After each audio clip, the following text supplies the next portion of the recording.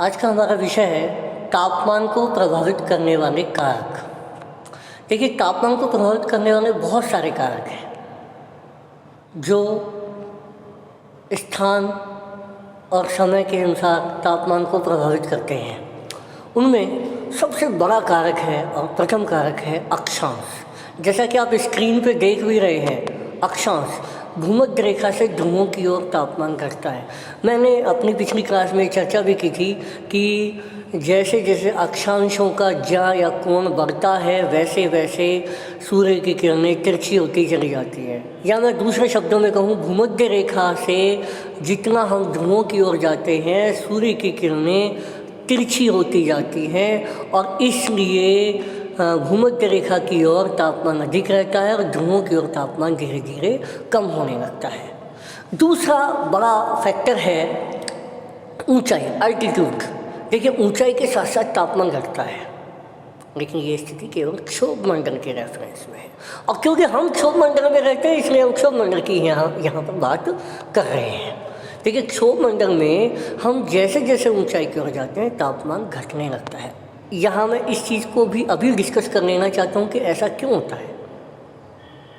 क्योंकि हमारा जो वायुमंडल है वो सूर्य की लघु तरंगों से गर्म नहीं होता, बल्कि धरातल से निकलने वाली दीर्घ तरंगी या पार्थिव विकिरणों से गर्म होता है। इसलिए धरातल के पास सबसे जल्दी और सबसे ज़्यादा ऊष्मन होता है और जो जो हम ऊंचाई की ओर जाते हैं ऊष्मन कम होने लगता है।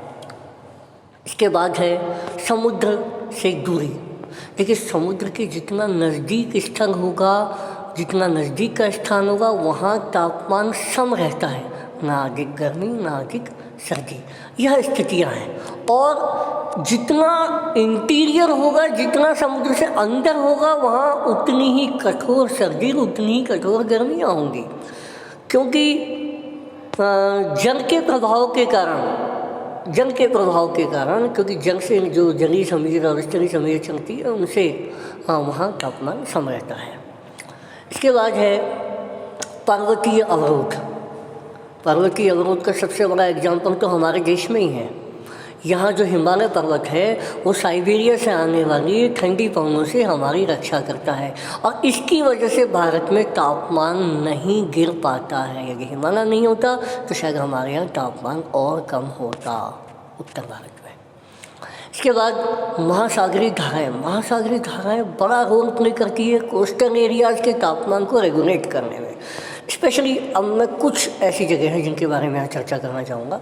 जैसे पीरू की जो ठंडी धारा है, पीरू की ठंडी धारा के कारण अटाकामा जो है वो मरुस्थलीय क्षेत्र में तब्दील हो गया, क्योंकि ठंडी धारा के कारण वायु नीचे ऊपर से नीचे की ओर बैठती है और ऊपर से नीचे की ओर बैठने के कारण वहाँ वायुमंडलीय दशाओं में स्थिरता आ जाती है और इससे बादल नहीं बनते हैं, वर्षा नहीं होती है।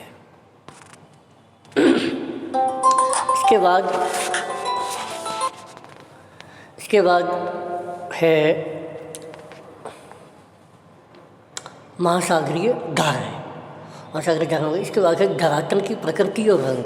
देखिए, धरातल की प्रकृति और रंग भी जैसे काली मिट्टी वाले क्षेत्रों में तापमान अधिक होता है क्योंकि वो तापमान का अवशोषक होती है, काला रंग।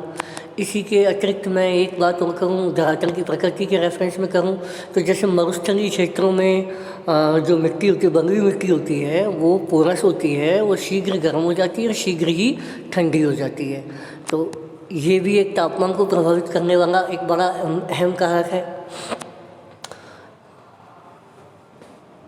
आप देखेंगे जो चूरू की सर्दी जानी जाती है राजस्थान में, तो उसका कारण यही है वहाँ की जो बंगली मिट्टी है। और एक है प्रचलित पवनें भी बड़ा रोल प्ले करती है तापमान में। जैसे कि राजस्थान इसका बहुत बड़ा एग्जाम्पल है, क्योंकि यहाँ लू जो गर्मियों में चलती है वो यहाँ के तापमान को और ज़्यादा भयानक बना देती है। इसलिए प्रचलित पवनें भी तापमान को प्रभावित करती हैं। आज इतना ही, धन्यवाद।